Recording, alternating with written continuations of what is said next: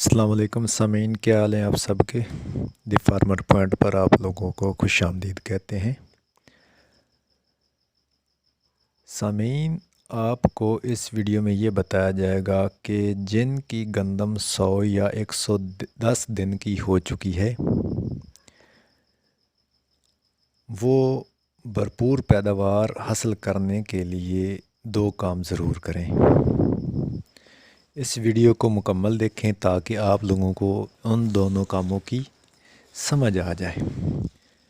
پنجاب کے زیادہ تر علاقوں میں گندم 80 دن کی موجود ہے، کچھ علاقوں میں 100 دن کی، کچھ علاقوں میں 70 دن کی موجود ہے، جبکہ جنوبی پنجاب میں گندم جلدی بوائی کرتے ہیں، وہ 90 دن کی گوب کی حالت میں آ جاتی ہے۔ وسطی پنجاب میں 100 یا 110 دن کی گندم گوب میں آ جاتی ہے، جبکہ پنجاب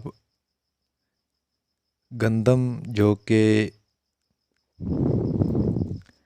برانی علاقے ہیں، جبکہ شمالی پنجاب گندم جو کہ برانی علاقے ہیں وہاں پر 105 یا 110 دن کی گندم گوب میں آ جاتی ہے۔ اب فروری تو خشک جا رہا ہے، مارچ میں بارش کی امید موجود ہے۔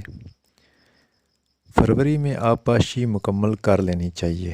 جن علاقوں میں چاول کی فصل ہوتی ہے ان علاقوں میں پانی سوچ سمجھ کر لگانا چاہیے۔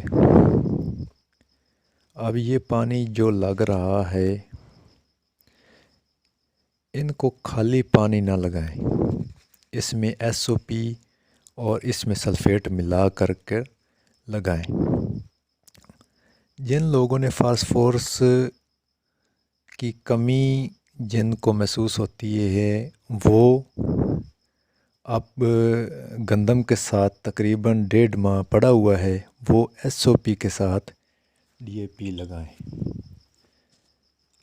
اپنے اس چینل کا خیال رکھیں، چینل کو سبسکرائب کر دیں اور جناب ویڈیو کو لائک کر دیں۔